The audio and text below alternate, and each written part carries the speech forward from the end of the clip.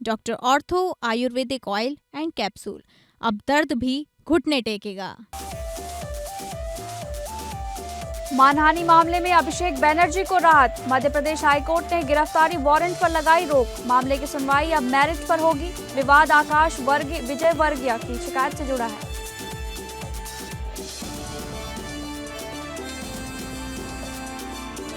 इस्लाम अपनाने से backward class मुस्लिम आरक्षण नहीं मिलेगा। मद्रास हाईकोर्ट ने सरकारी आदेश असंवैधानिक बताया। कहा, धर्म परिवर्तन से जन्म आधारित समुदाय नहीं बदलता। कोर्ट ने 7 मुस्लिम समुदायों की पहचान बरकरार रखी।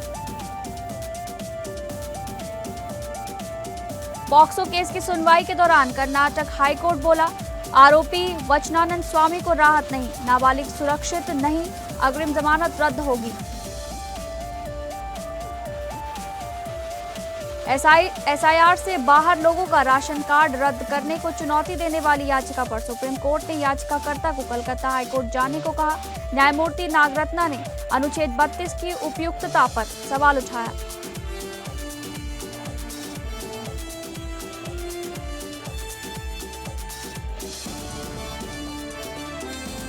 नमस्कार, मैं हूं आपके साथ शालिनी राणा और कोर्ट्स दिस वीक में आपका बहुत बहुत स्वागत है। कोर्ट्स दिस वीक में अगले आधे घंटे हम आपको इस हफ्ते की सुप्रीम कोर्ट, हाई कोर्ट और तमाम निचली अदालतों के अहम केसों पर जानकारी देंगे। तो शुरू करते हैं कोर्ट्स दिस वीक।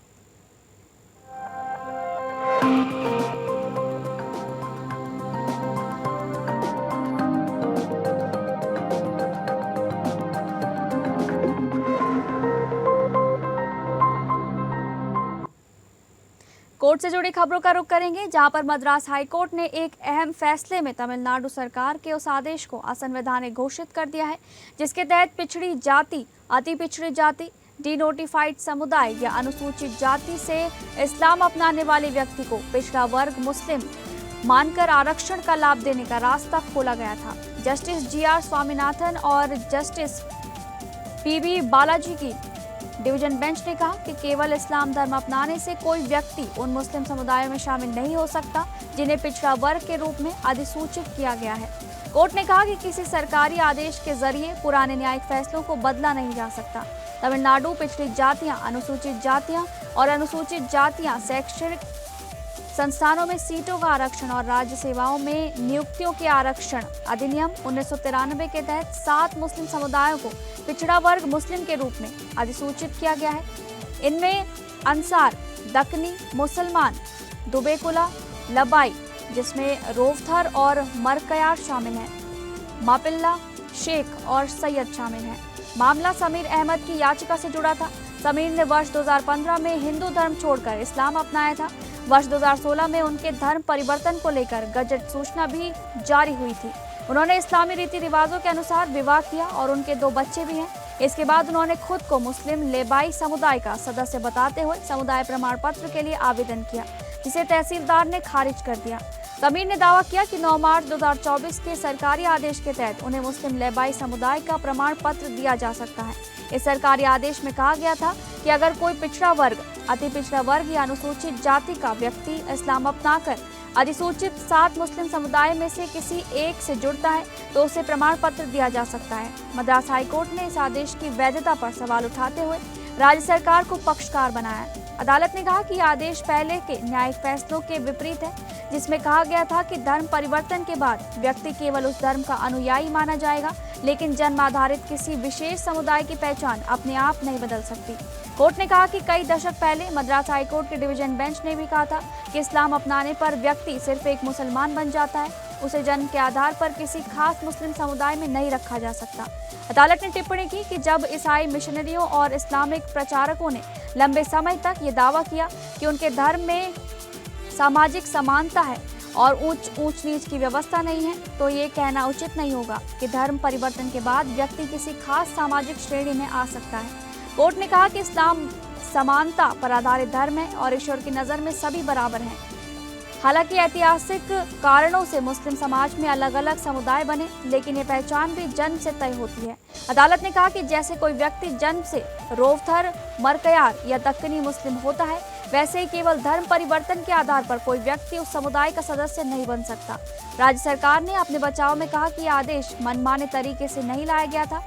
तमिलनाडु पिछड़ा वर्ग आयोग की सिफारिश के बाद इसे जारी किया गया था।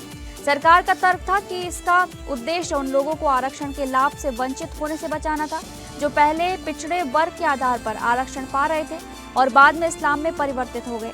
लेकिन हाईकोर्ट ने इस दलील को स्वीकार नहीं किया। अदालत ने कहा कि यह आदेश पुराने न्यायिक फैसलों को निष्प्रभावी करने का प्रयास है जो संविधान के अनुरूप नहीं है। कोर्ट ने इसे न केवल असंवैधानिक बल्कि इस्लाम की मूल भावना के भी विपरीत बताया। अदालत ने कहा कि धर्म परिवर्तन के बाद किसी व्यक्ति को किसी विशेष मुस्लिम जाति या समुदाय में शामिल मानना तर्कसंगत नहीं है। कोर्ट ने सरकारी आदेश को रद्द करते हुए राजस्व अधिकारियों के उस फैसले को सही ठहराया जिसमें समीर अहमद को मुस्लिम लेबाई समुदाय का प्रमाण पत्र देने से इनकार किया गया था। इस फैसले के बाद स्पष्ट हो गया है कि केवल इस्लाम अपनाने के आधार पर कोई व्यक्ति तमिलनाडु में अधिसूचित पिछड़ा वर्ग मुस्लिम समुदाय के आरक्षण लाभ का स्वतः हकदार नहीं बन सकता।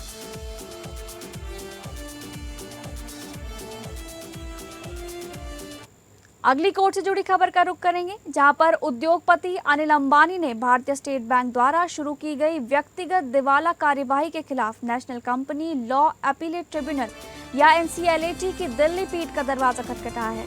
बुधवार को मामला न्यायिक सदस्य जस्टिस मोहम्मद फैज आलम खान और तकनीकी सदस्य वरुण मित्रा की पीठ के सामने सुनवाई के लिए आया। हालांकि अनिल अंबानी के वकील के अनुरोध पर पीठ ने सुनवाई टाल दी। अब मामले की सुनवाई 10 जुलाई 2026 को उपयुक्त पीठ के समक्ष होगी। यह appeal national company law tribunal NCLT की मुंबई पीठ के 11 जून 2026 के आदेश के खिलाफ दायर की गई है। NCLT ने अपने आदेश में अनिल अंबानी के खिलाफ व्यक्तिगत दिवाला प्रक्रिया शुरू करने की अनुमति दी थी। ये मामला रिलायंस कम्युनिकेशंस लिमिटेड और रिलायंस इन्फ्रांटल लिमिटेड को दिए गए कर्ज की गारंटी से जुड़ा है, जिसमें 853 करोड़ 25 लाख रुपए के डिफॉल्ट का दावा किया गया है। मामला वर्ष 2016 में RCOM को दिए गए 575 करोड़ रुपए और 565 करोड़ रुपए और RITL को दिए गए 635 करोड़ रुपए के कर्ज से जुड़ा है। अनिल अंबानी ने 23 सितंबर 2016 को SBI के पक्ष में व्यक्तिगत गारंटी दी थी। कर्जदार कंपनियों के डिफॉल्ट के बाद SBI ने 31 जनवरी 2019 को गारंटी लागू की। बैंक ने 1 मार्च 2019 तक 853 करोड़ 25 लाख रुपए की बकाया राशि का दावा किया। NCLT ने अनिल अंबानी की उस दलील को खारिज कर दिया था जिसमें उन्होंने कहा था कि रिलायंस कम्युनिकेशंस की समाधान योजना के तहत कर्ज समाप्त हो चुका है। ट्रिब्यूनल ने कहा कि बैंकों की वसूली अभी भी भविष्य में संपत्तियों के मुद्रीकरण, स्पेक्ट्रम से जुड़े विवादों और अन्य अनिश्चित परिस्थितियों पर निर्भर है। ट्रिब्यूनल ने यह भी कहा कि SBI को अब तक कोई नकद वसूली नहीं हुई है और बैंक पहले ही काफी नुकसान उठा चुका है। अनिल अंबानी ने व्यक्तिगत गारंटी की वैधता को भी चुनौती दी थी। उनका तर्क था कि गारंटी लागू नहीं हो सकती क्योंकि कर्ज लेने वाली कंपनियां गारंटी दिए जाने के समय ही डिफॉल्ट में थी। हालांकि ट्रिब्यूनल ने इस दलील को स्वीकार नहीं किया। NCLT ने कहा कि कंपनियों के खाते गैर निष्पादित परिसंपत्ति के रूप में गारंटी दिए जाने के बाद और पुनर्गठन की कोशिशें विफल होने के बाद वर्गीकृत किए गए थे। इस मामले में NCLAT में आगे की सुनवाई 10 जुलाई 2026 को होनी है।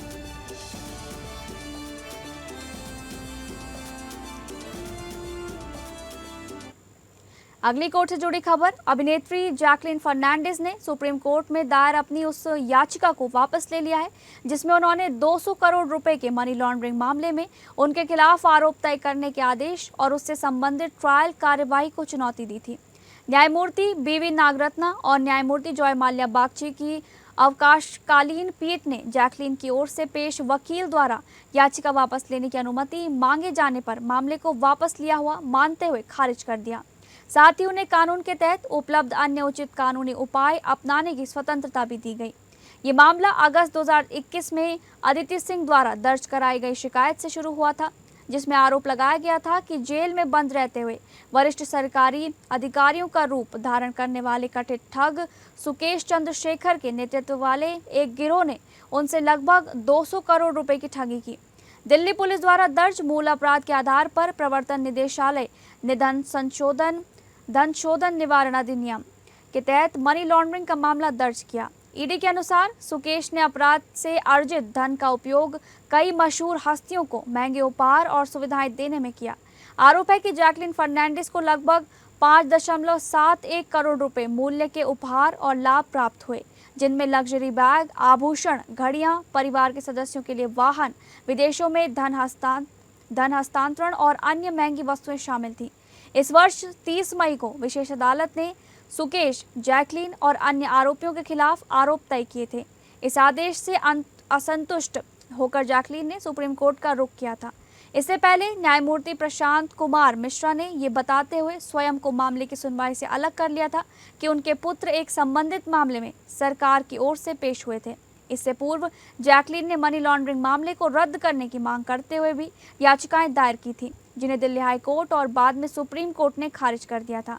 दिल्ली हाई कोर्ट ने अपने आदेश में कहा था कि ईडी के मामले के अनुसार जैकलीन ने सुकेश के आपराधिक इतिहास की जानकारी होने के बावजूद उनसे मिले लाभ और उपहार स्वीकार करना तथा उनका उपयोग जारी रखा। दूसरी ओर जैकलीन का कहना था कि उन्हें सुकेश ने धोखे में रखा था और उन्हें ये जानकारी नहीं थी कि ये उपहार अपराध से अर्जित धन से खरीदे गए थे।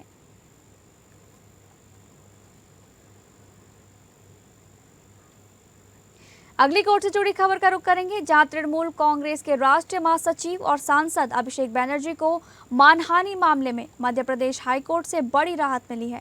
हाईकोर्ट अदालत ने उनके खिलाफ जारी गिरफ्तारी वारंट के अमल पर फिलहाल रोक लगा दी है। साथ ही उनकी याचिका को दोबारा बहाल करते हुए मामले की सुनवाई मेरिट के आधार पर करने का आदेश दिया गया है। जस्टिस प्रमोद कुमार अग्रवाल की पीठ ने अभिषेक बनर्जी की ओर से दायर बहाली याचिका को स्वीकार कर लिया। कोर्ट ने कहा कि उनकी याचिका, जिसे पहले अनुपस्थिति के कारण खारिज कर दिया गया था, अब मूल क्रमांक पर बहाल की जाती है और इस पर गुण दोष के आधार पर सुनवाई होगी। अदालत ने अपने आदेश में कहा कि आवेदन में दिए गए तथ्यों और शपथ पत्र के आधार पर याचिका बहाल करने की मांग स्वीकार की जाती है। इसके साथ ही भोपाल स्थित सांसद विधायक विशेष अदालत द्वारा जारी गिरफ्तारी वारंट के क्रियान्वयन पर रोक जारी रहेगी। ये मामला भारतीय जनता पार्टी नेता आकाश विजयवर्गीय की ओर से दायर मानहानि शिकायत से जुड़ा है। शिकायत में आरोप लगाया गया था कि अभिषेक बनर्जी ने नवंबर 2020 में कोलकाता की एक रैली के दौरान आकाश विजयवर्गीय को गुंडा कहा था, जिससे उनकी प्रतिष्ठा को नुकसान पहुंचा। मामले में हाईकोर्ट ने पहले 12 नवंबर 2025 को गिरफ्तारी वारंट के अमल पर अंतरिम रोक लगाई थी। इसके बाद सुनवाई कई बार टलती रही। 8 मई 2026 को अदालत ने चेतावनी दी थी कि यदि याचिकाकर्ता की ओर से बहस नहीं हुई तो उपलब्ध रिकॉर्ड के आधार पर मामले पर विचार किया जाएगा और अंतरिम राहत जारी नहीं रहेगी। 16 जून 2026 को भी अदालत ने इसी तरह की टिप्पणी की थी, जब अभिषेक बनर्जी की ओर से फिर स्थगन की मांग की गई। इसके बाद 17 जून को सुनवाई के दौरान उनकी ओर से कोई पेश नहीं हुआ। दोबारा मामला बुलाए जाने पर भी कोई उपस्थिति नहीं हुई, जिसके बाद हाईकोर्ट ने याचिका को गैर पैरवी के आधार पर खारिज कर दिया था और अंतरिम राहत समाप्त कर दी थी।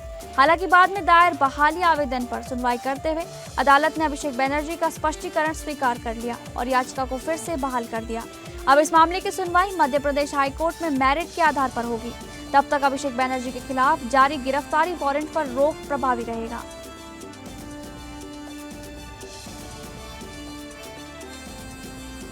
कर्नाटक हाईकोर्ट ने पॉक्सो मामले में आरोपी वचनानंद स्वामी को दी गई अग्रिम जमानत पर गंभीर आपत्ति जताई है। कोर्ट ने कहा कि वह इस आदेश को रद्द करेगा और आरोपी को नियमित जमानत के लिए आवेदन करने की छूट देगा।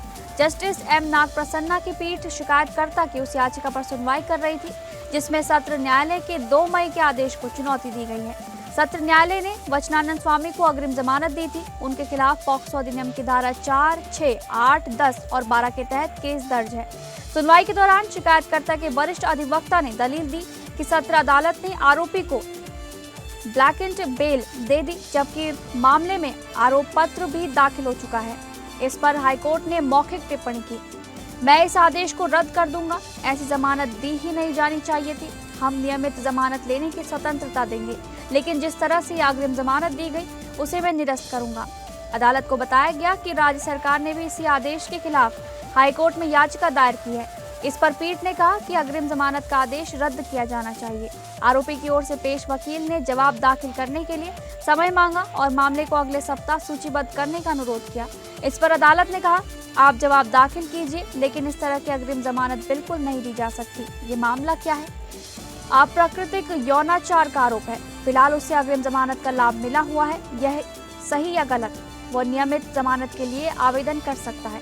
सुनवाई के दौरान शिकायतकर्ता पक्ष ने आरोप लगाया कि याचिका दायर होने के बाद आरोपी ने शिकायतकर्ता को धमकी दी, जिसके बाद पुलिस से संपर्क किया गया। इस पर अदालत ने कड़ी टिप्पणी करते हुए कहा, आपने लड़कों को भी नहीं छोड़ा। नाबालिग लड़कियां सुरक्षित नहीं हैं और अब नाबालिग लड़के भी सुरक्षित नहीं हैं।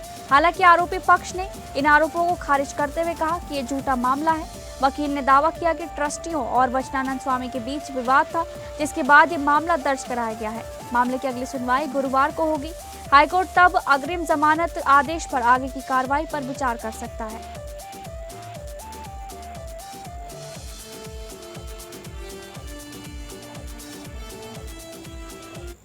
अगली कोर्ट से जुड़ी खबर का रुख करेंगे, जहां सुप्रीम कोर्ट ने एक याचिकाकर्ता से कहा कि वो पश्चिम बंगाल में विशेष गहन पुनरीक्षण एसआईआर के बाद मतदाता सूची से बाहर किए गए लोगों को राशन वितरण प्रणाली से हटाने की चुनौती देने वाली या अपनी याचिका कलकत्ता हाईकोर्ट में दाखिल करें। न्यायमूर्ति बीवी नागरत्ना और न्यायमूर्ति जॉय माल्या बागची की छुट्टियों वाली पीठ के समक्ष याचिका का उल्लेख किया गया। कृषि श्रमिक संघ पश्चिम बंगाल खेत मजदूर समिति द्वारा दायर याचिका में पश्चिम बंगाल खाद्य एवं आपूर्ति विभाग के 4 जून के आदेश और महिला एवं बाल विकास तथा समाज कल्याण विभाग की 19 मई की अधिसूचना को चुनौती दी गई है। दोनों में सार्वजनिक वितरण प्रणाली पीडीएस और अन्नपूर्णा योजना के तहत लाभार्थी का दर्जा एसआईआर प्रक्रिया के दौरान तैयार वर्गीकरण से जोड़ा गया है, जिसमें मृतक, स्थानांतरित, हटाए गए और अनुपस्थित मतदाता जैसी श्रेणियां शामिल हैं।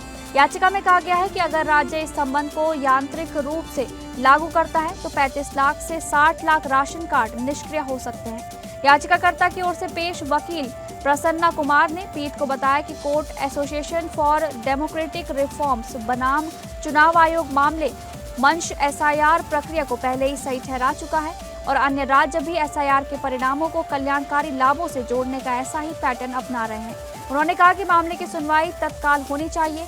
याचिका में तर्क दिया गया है कि यह संबंध अनुच्छेद 14 और 21 का उल्लंघन है, क्योंकि एसआईआर से बाहर होना आर्थिक कमजोरी या नागरिकता की स्थिति तय नहीं करता। ये बात कोर्ट ने एडीआर फैसले में खुद स्पष्ट की थी। इसमें यह भी कहा गया है कि यह कार्रवाई एक वैधानिक उद्देश्य यानी मतदाता सूची संशोधन के लिए एकत्र किए गए डेटा का पूरी तरह अलग उद्देश्य यानी कल्याणकारी पात्रता के लिए अनुसूचित इस्तेमाल है। न्यायमूर्ति नागरत्ना ने पूछा कि याचिका अनुच्छेद 32 के तहत क्यों दायर की गई, क्योंकि इसमें एक अलग कारण सामने आया है, यानी राशन कार्ड बंद किए जाने चाहिए या ऐसे लोगों को पीडीएस के लाभार्थियों में शामिल रहने देना चाहिए। उन्होंने कहा कि इस सवाल को कलकत्ता हाईकोर्ट के सामने जाना चाहिए।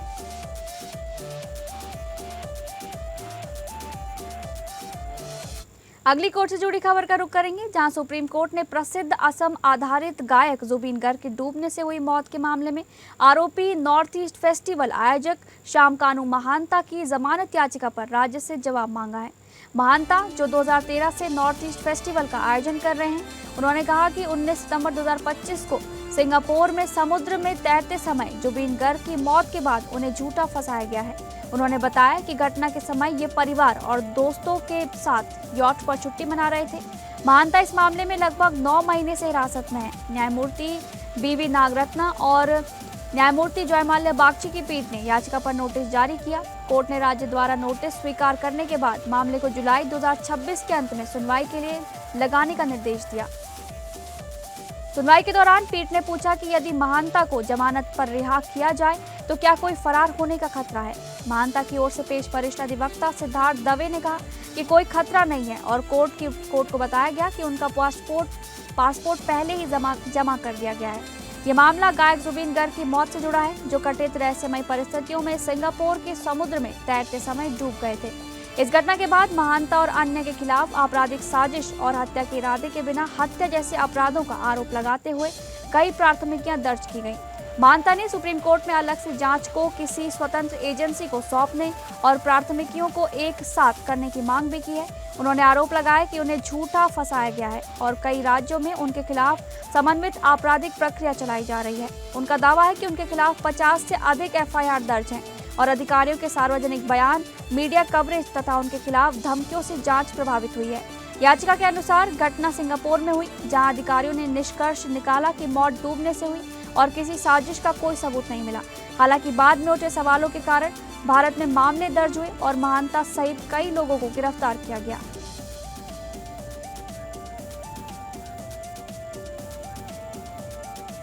तो फिलहाल कोर्ट्स दिस वीक में बस इतना ही। नमस्कार।